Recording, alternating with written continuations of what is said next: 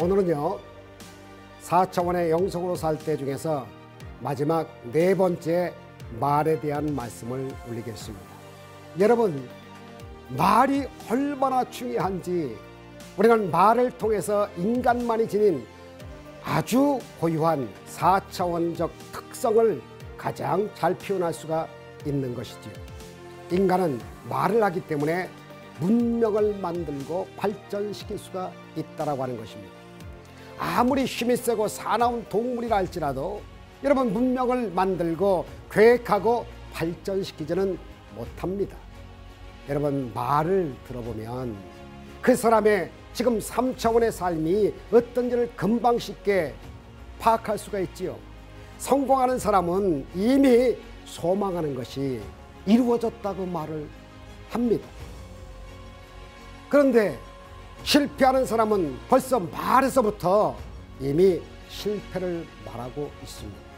4차원에서는 안 된다라고 말해놓고 3차원의 성공을 기대한다고 하는 것은 언어도단인 것입니다. 절대 헛수고인 것입니다. 부정적인 말은 자신의 그 4차원의 세계에서 자기를 아주 부정적인 사람으로 이미 그렇게 프로그래밍 되어졌기 때문에 여러분, 자기의 3차원의 그 욕으로 돌아오는 것을 볼 수가 있습니다.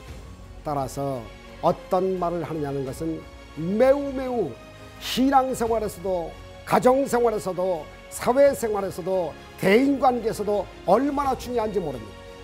로마서 10장 10절에 사람이 마음으로 믿어서 의에 이르고 입으로 시인하여 구원에 이른다고 하는 말씀이 있지 않습니까? 여러분, 들어보십시오. 시편 34편 12절로 13절은 아주 중요한 말씀이 있습니다. 생명을 사모하고 장수하여 복받기를 원하는 사람이 대저 누구뇨? 내 혀에서 그 악에서 금하며 내 입술을 퇴산 말해서 금할지니어다. 그렇게 말하고 있습니다. 바울과 실라가 빌립보 감옥에서 옥중에 매인 몸 3차원의 현실 아닙니까?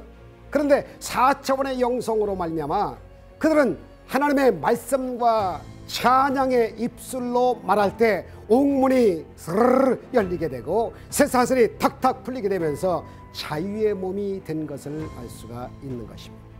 에스겔도 마찬가지죠.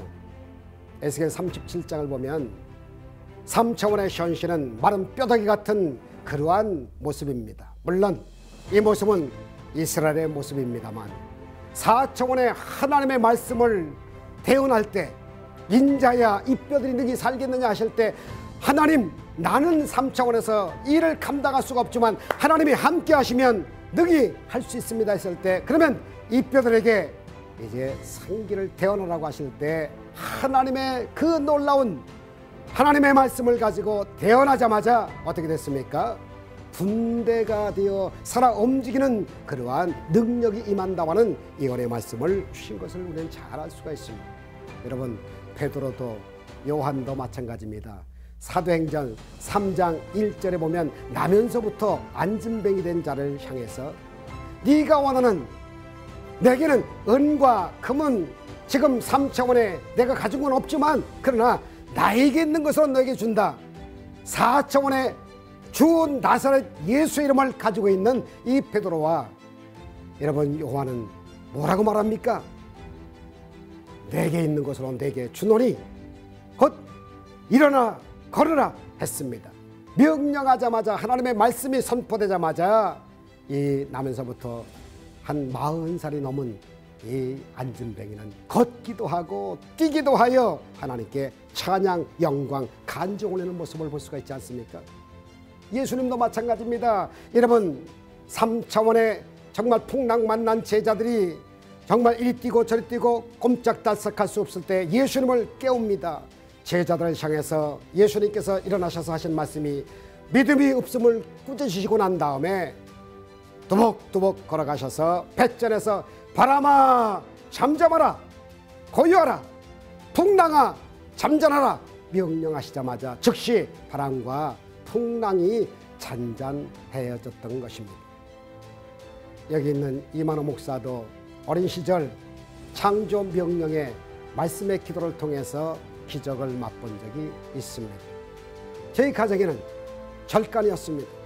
수원에서 팔딱산에서 제일 큰 흐르다진 그러한 절간이었습니다만, 또 어머님도 저를 나누시고 돌아가셨다고 하는 정말 절단강산의 그러한 가정에서 태어났습니다만, 기저귀 차고 교회를 갔는데 목사님께서, 감리교 목사님이신데도 네가 성령 받고 방언 기도하고 창조 명령의 기도를 드리면 너는 운명이 달라진다고 하시는 말씀으로 키움을 받고 난 다음 저에게 레마와 같이 마가복음 16장 17절 18절의 말씀이 저에게 다가왔습니다. 믿는 자들에게는 이런 표적이 따르니 곧 내 이름으로 귀신이 물러가며 방언을 말하며 뱀을 집으며 무슨 독을 마시더라도 해를 받지 아니하고 믿는 자가 믿는 자에게 손을 꽂기도 한즉 낫느니라. 이러한 말씀을 갖고 이제 하나님의 말씀을 대언하면서 기도했더니 하나님께서 저희 가정을 완전히 달라지게 했습니다. 사촌 오촌까지 다 전도해서 이제 목회자만 12가정이 나왔고, 저희 가정은 절간에서 변하여 교회를 만들고 하나님께 이제 영광 돌리면서 전도하고 선교하는 그러한 운명이 바뀌어지는 그러한 삶을 살게 되었습니다. 하나님께서는 성경 말씀을 통해서 우리가 변화될 수 있도록 인도해 주십니다.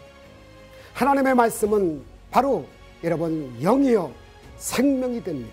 성경 말씀을 여러분 암송하고 말하는 것은 우리 자신들의 4차원의 굉장한 프로그램을 하는 것입니다. 그렇기 때문에 하나님의 말씀에 순종하는 삶을 사는 사람은 삶 전체가 송두리째 막 변하기 시작합니다. 그래서 기적의 역사를 체험하게 됩니다. 목사님들이 강단에서 하나님의 말씀을 증거하시는 것은 사람들의 4차원의 그 정말 그 영혼들을 뒤흔들어오는 강력한 힘이 됩니다.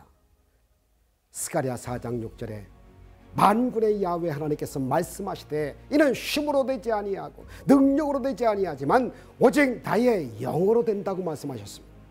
제가 좋아하는 말씀 가운데 이사야 61장 1절 이하에도 주 야훼 하나님의 영이 내게 임하셨으니 이는 야훼 하나님께서 내게 기름을 부으사 가난한 자에게는 복된 소식을 전하게 나를 보내서 마음이 상한 자를 고치며 포로된 자에게 자유를 또 갇힌 자에게 노임을 선포한다고 말씀하고 있습니다.